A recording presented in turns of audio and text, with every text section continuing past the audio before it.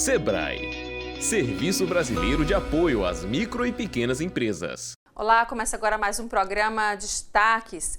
E o Sindenergia Ceará divulgou o manifesto em defesa da micro e mini geração distribuída, modelo que permite a consumidores produzirem sua própria energia limpa. A entidade alerta que a medida provisória em tramitação no Congresso Nacional pode colocar em risco avanços conquistados pela Lei nº 14.300 de 2022, que regula o setor. A geração distribuída tem transformado o Ceará em um dos líderes nacionais quando o assunto é energia solar. Mas uma medida provisória que está em discussão no Congresso Nacional pode mudar as regras do jogo e impedir esse avanço.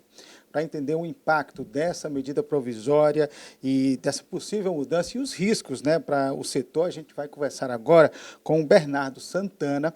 Ele é diretor de regulação aqui do Sindenergia Ceará, para explicar para a gente, Bernardo, que medida provisória é essa e por que ela pode impactar esse setor da geração distribuída. Tiago, obrigado por estar aqui participando. Também quem nos assiste da TV Otimista. A MP 1304, ela basicamente está trazendo várias novidades no setor elétrico, tá?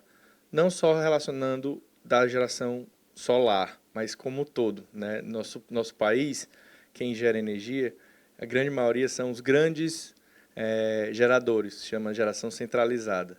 E a gente vem acompanhando nos últimos meses, até ano, ouvindo falar de que a energia solar, a energia eólica está sendo cortada, né? Os grandes parques estão sendo desativados pelo governo federal. Essa é a geração centralizada. E, de fato, isso vem acontecendo, mas mais por falta de infraestrutura de escoamento. O nosso Nordeste cresceu tanto com energia eólica e solar e o consumo, a grande maioria, está no Sudeste, no Sul e Sudeste.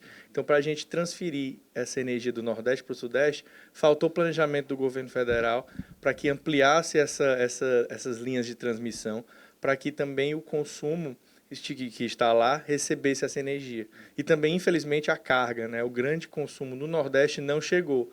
Os grandes projetos de hidrogênio verde não saíram do papel, tudo isso também influencia, entendeu? Legal. Vamos falar, então, assim, essa medida provisória pode afetar a questão da micro e mini geração distribuída, né? Explica para a gente o que é isso, né? Como é que ela acontece. Basicamente, como essa grande geração está sendo afetada por esses cortes, o setor está querendo transferir esses custos, porque você é um gerador, você está tendo sua usina cortada, você está tendo prejuízo. Então, esses grandes estão tentando repassar os custos para os pequenos. Esse é o cerne da questão, entendeu? Então, uma das formas que está sendo discutida em Brasília seriam transferir esses custos para quem gera energia no seu telhado e passar a pagar pelo corte das grandes usinas, entendeu? E isso aí ficaria a cargo da ANEEL, é isso? Como é que a Agência Nacional de Energia Elétrica entra nessa discussão? Tanto como está sendo discutido a medida provisória, isso pode virar, né, uma lei. E aí é o Congresso, que o Congresso também pode regulamentar, ou, na verdade, passar para que a ANEEL regulamente, né, que é a Agência Nacional de Energia Elétrica, passe a estabelecer essas regras de como seria.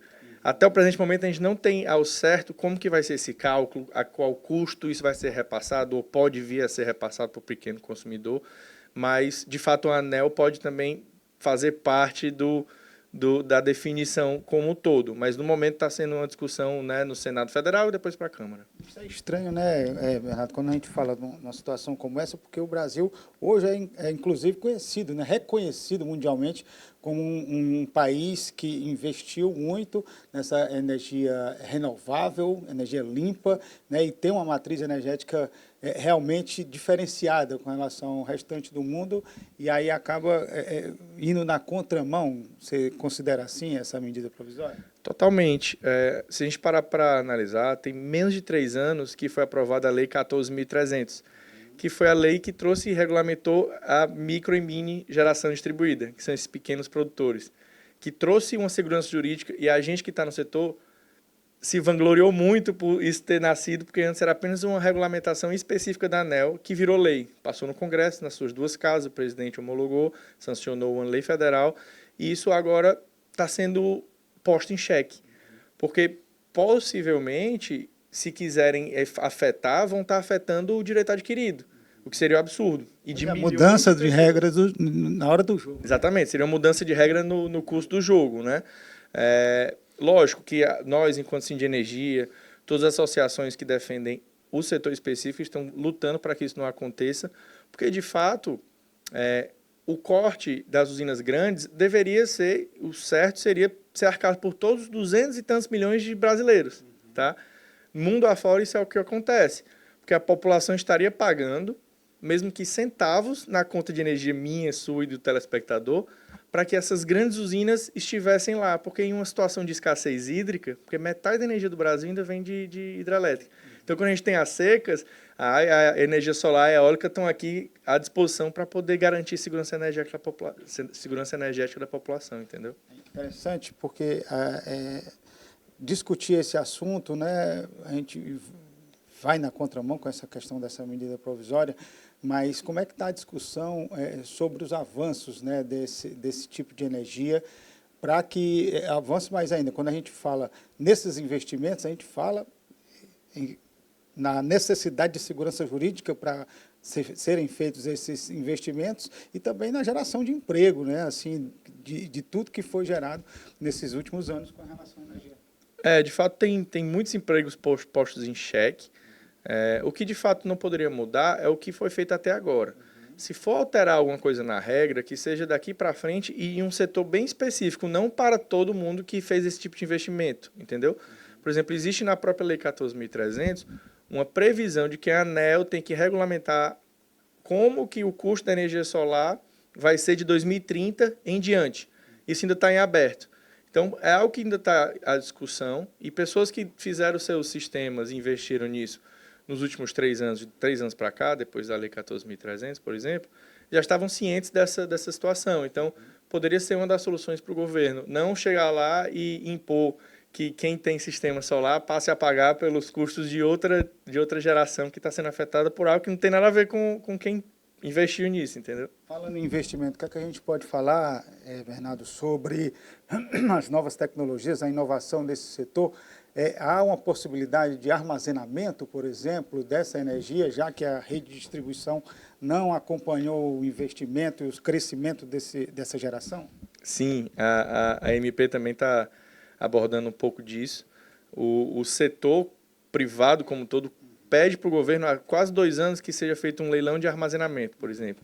Que como você tem bastante geração eólica e solar e de outras fontes, você possivelmente poderia também instalar sistemas de baterias para armazenar o vento e o sol, para devolver na rede no momento que o sol se vai. Porque, naturalmente, todo dia, 5, 6 horas da tarde, não tem mais geração solar. Isso é um dos pontos primordiais para evolução do nosso setor de energias renováveis como um todo. E evolução em investimentos em diversos setores, né? A gente está vendo aí o crescimento do interesse das grandes big techs na instalação de data centers, e a energia é fundamental. Exatamente. E tem que ser energia abundante e barata. E também segura, né? E com essa eficiência das tecnologias e das novas tecnologias que estão chegando, a gente consegue juntar o vento e o sol e bateria e ficar uma situação e uma solução perfeita. Enfim, o pessoal da Sim de Energia, Ceará e dos sindicatos do Brasil inteiro estão lá em Brasília discutindo isso também. Exatamente. Bernardo, obrigado, viu, pelas suas informações. A gente conversou agora com o Bernardo Santana, diretor de regulação aqui do Sim de Energia Ceará, com essa preocupação, com essa medida provisória, que também tem uma data, né, Bernardo? A gente esqueceu de falar, dia 7 agora, ela perde a validade, por isso que precisa ser feita essa votação, essa discussão, né? Exatamente. Por lei, ela tem 120 dias e tem que ser votada até 7 de novembro. Vamos aguardar, então. A gente volta ao estúdio agora. E agora o intervalo, a gente volta já.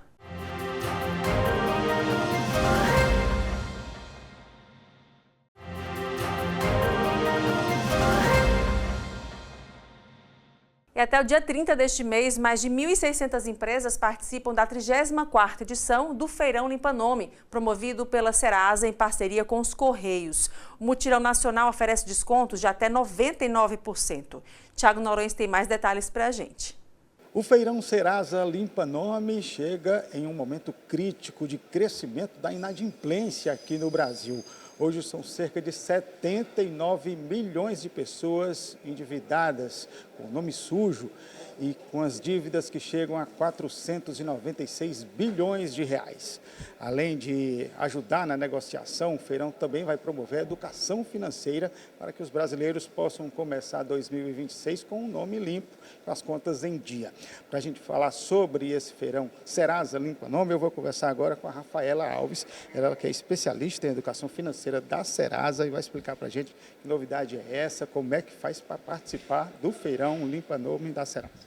Bom, para participar do Feirão Limpa Nome, você pode ou acessar o site serasalimpaNome.com.br, baixar o aplicativo da Serasa na sua loja de aplicativos do seu celular, ou ir até alguma das agências dos Correios. Então, quem não tem muita facilidade digital, também tem essa possibilidade. São mais de 7 mil agências em todo o Brasil, 199 aqui no estado do Ceará. E, além disso, também temos o nosso WhatsApp, que é o 11 99575 2096. Então, tem todos esses canais para negociação.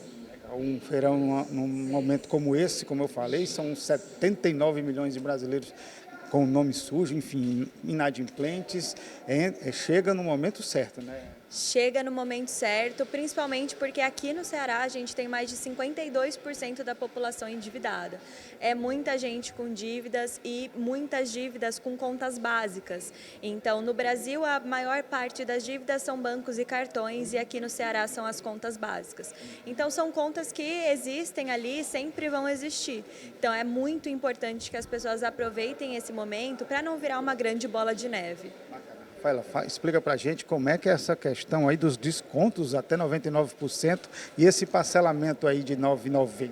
Perfeito. Bom, você tem até essa possibilidade de ter até 99% de desconto. Basta acessar, consultar suas dívidas, lá já vai ter tanto a condição de desconto quanto a de parcelamento disponível para você. Então, a gente tem parcelas de até 72 vezes que podem chegar a esse valor mínimo de R$ 9,90 por parcela. Então, além de facilitar essa negociação, o outro intuito do feirão é fazer uma educação financeira para que as pessoas possam fazer essa negociação, sair do vermelho, mas também começar 2026 aí com o nome limpo e não entrar mais nessa. Exatamente. Tanto o Feirão quanto a Serasa tem essa missão de fazer com que as pessoas não voltem para as dívidas, né? As pessoas, elas precisam fazer essa limpeza de nome, mas o mais importante é que elas não voltem a se endividar. Então, a Serasa tem essa missão de levar a educação financeira para o brasileiro. Durante o feirão, a gente reforça essa missão. Então, temos diversos canais disponíveis, temos os especialistas em educação financeira também para fazer esse repasse de informação para a população. Então, é importante que se informe para não voltar a uma situação de endividamento. Mas, assim, já que você é especialista em educação financeira da Serasa, eu queria que você dissesse assim, qual é o primeiro passo, além de vir para o feirão, né? Qual é o primeiro passo para não cair nas dívidas? Bom, o primeiro passo é organizar suas finanças, entender o que entra e o que sai. Parece básico, mas a gente não coloca na ponta do lápis essa questão de quanto está entrando, quanto está saindo de dinheiro. Aqui no Ceará, a gente tem também uma situação de salário mínimo menor do que o restante do Brasil, né? O salário médio. Então, pensando nesse salário médio menor, é importante que a organização financeira não seja mensal, seja semanal, porque senão chega aquela situação comum, de chegar no dia 10 você não ter mais dinheiro para gastar. Então, fazer essa divisão de forma semanal, essa organização do que você pode gastar por semana. Outro ponto importante a gente tem um cenário aqui de contas básicas como a maior parte das dívidas. Então, consultar se você tem algum tipo de auxílio disponível. Se você tem um auxílio gás, se você tem um auxílio energia, para te ajudar com essa questão da situação dessas contas básicas e você não voltar a se endividar com elas. Rafaela, muito obrigado, viu, pelas suas informações. Tá aí as informações da Rafaela Alves, especialista em educação financeira aqui da Serasa, que está realizando até o dia 30 desse mês de novembro o Serasa Limpa Nome, o feirão Serasa Limpa Nome, para você aproveitar até o dia 30 de novembro esses descontos aí de até 99%, parcelinhas de R$ 9,90. Vou repetir aqui para vocês os canais de atendimento da Serasa, que é pelo site serasalimpaNome.com.br. Você pode baixar também os aplicativos da Serasa pelo Google Play, também pela App Store e também o número do WhatsApp. Anote aí. O prefixo é 011, né, que é o de São Paulo. 11 99 575 2096. Aproveita aí o feirão para você começar 2026 já com o nome limpo. Agora a gente volta ao estúdio. E mudando de assunto, a guarda compartilhada dos filhos continua sendo a regra geral para casos de separação, mas não necessariamente vai ser aplicada pelo judiciário. Aqui existe já há algum tempo uma proteção ainda maior por força de lei por conta da possibilidade de violência ou continuidade dela. Denis Barbosa tem mais detalhes para a gente. Oi, Elaine. Essa maior proteção surgiu após uma alteração na lei. E sobre esse tema, nós viemos conversar com uma especialista no direito de crianças e adolescentes, é a Leile Fama, que pode nos explicar sobre essa alteração, que traz realmente, a partir dessa mudança, mais uma camada de proteção para esse público. Sim, com certeza. A Lei 14.713, ela traz que quando há indícios de violência doméstica, a regra geral da guarda compartilhada ela deve ser afastada, né? Porque não tem como exercer de fato ali um poder parental com alguém que está te violentando, te oprimindo. E muitas vezes utiliza a criança como objeto aí de perpetuação dessa violência. Leile, como há vários tipos de violência, cabe ali ao Judiciário, ao Ministério Público fazer essa leitura e ter muito cuidado com o tratamento desse tema. Sim, por isso que é importante que essa mãe esteja aí com um advogado especializado nessa área, que vai trazer todos os elementos que ocorreram na vida dela para análise dentro do processo. Vai ser estipulado aí um estudo social, né, designado pelo juiz, em que profissionais vão analisar como é a realidade dessa mãe, a realidade dessa criança, e poder decidir aí, de fato, o que for melhor para a criança. Quem está nos acompanhando e pode não ter uma situação dessa próximo na família, pode não entender.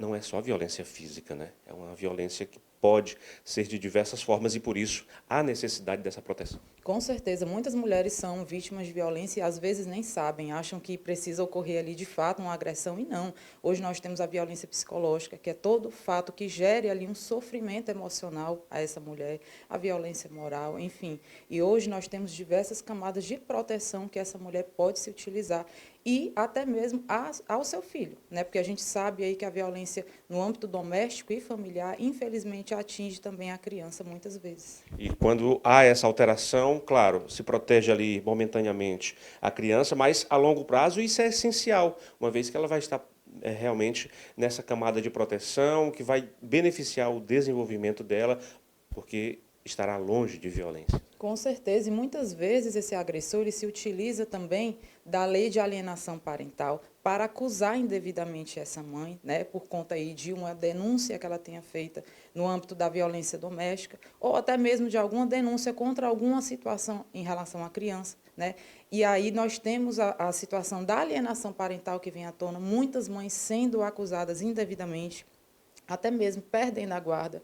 Então, a gente tem que o Instituto da Guarda Unilateral, em casos assim, foi algo que trouxe proteção à mãe e à criança, especialmente. Então, para reforçar, sempre que houver dúvida e houver a necessidade de tratar desse tema, é alguém que é especialista, alguém que sabe realmente os detalhes dessa temática que vai poder auxiliar esses pais, né? Com certeza, porque nós temos aí processos extremamente complexos que envolvem uma análise psicológica da mãe, da criança, fases extremamente técnicas. E é muito importante que você esteja aí com o que há de mais precioso na sua vida, né, seu filho, entregue nas mãos de um profissional que esteja atualizado, né, dessas recentes alterações da lei.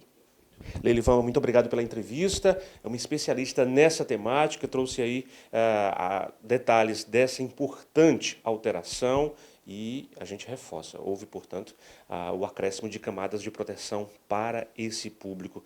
E a gente sabe que é realmente muito importante esse acompanhamento de especialistas no tema para que realmente os benefícios sejam os melhores possíveis para crianças e adolescentes. Elaine, eu volto com você aí no estúdio. E agora o intervalo, a gente volta já.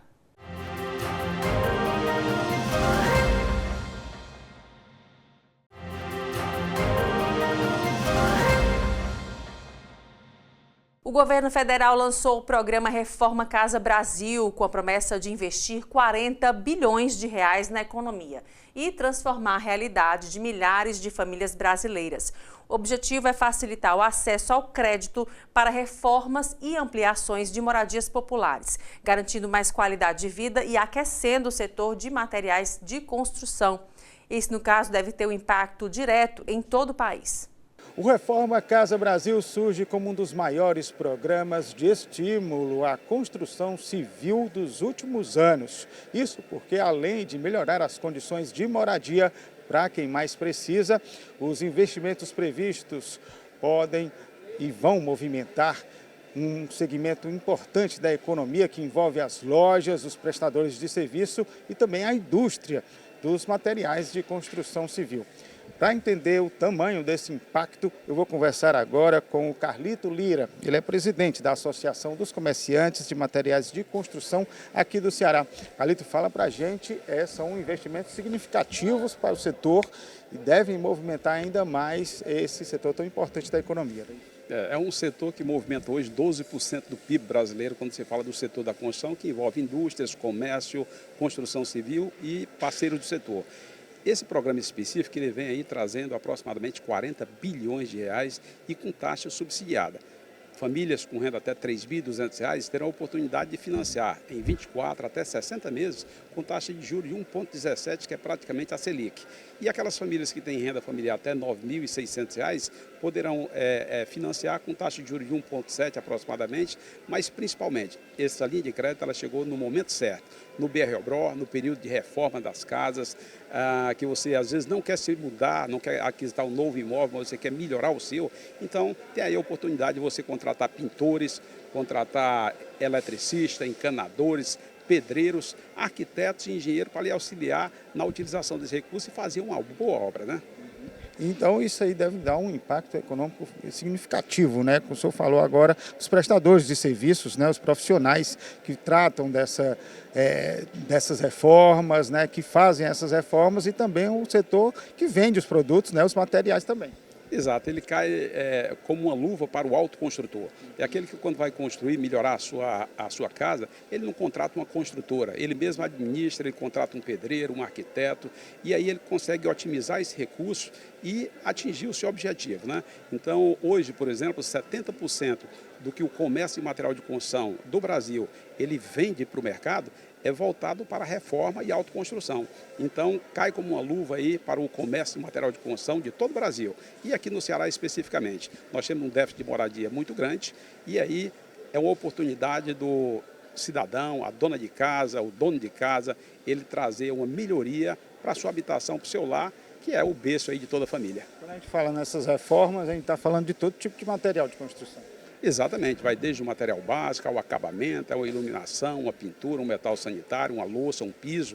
É uma oportunidade ímpar, né, de fazer com que a família brasileira ela consiga ter uma possibilidade de, com prazo longo, de 24 até 60 meses, que geralmente o mercado não disponibiliza isso, com taxa de juros subsidiada, trazer essa reforma, essa melhoria do lar, que isso é qualidade de vida para todas as famílias brasileiras. Isso vai impactar, inclusive, a demanda da indústria, né? Que vai ter que ter mais material no comércio. É verdade. Você vê uma loja dessa aqui que está super abastecida, bonita, aqui estocada, mas a proporção que você vai vender no material, você tem que repor o estoque. E aí você vai na indústria, traz, aquisita material e é um processo que todo mundo ganha. Desde a família que é beneficiada com isso, mas o comerciante também que faz as suas vendas, os vendedores que melhoram as suas comissões, atingem suas metas e a indústria que continua produzindo. Carlito, como é que faz, assim, um programa novo, foi lançado recentemente, mas como é que as pessoas podem ter acesso a esse programa? Olha, essa linha de crédito ela vai através da Caixa Econômica Federal, a partir agora do dia 1º de novembro, já podem procurar as agências e esse recurso ele vai diretamente para o consumidor e ele a partir dali administra esse recurso para ele comprar os seus materiais, contratar mão de obra e ser feliz. Carlito, muito obrigado, viu, pelas suas informações. Daí a gente conversou aqui com o Carlito Lira, presidente da Associação dos Comerciantes de Materiais de Construção aqui do estado do Ceará, trazendo essa boa notícia aí, que é o programa Reforma Casa Brasil, com mais de 40 bilhões de reais aí de investimentos. Você que quer reformar a sua casa, está dentro aí da linha de crédito que o Carlito falou, dessa linha dos recursos, né, que estão disponíveis aí, você vai procurar a Caixa Econômica Federal a partir do dia 1º de novembro, pode procurar as agências da Caixa. Agora a gente volta ao estúdio. E o Destaques fica por aqui. Obrigada pela sua companhia e até o próximo programa.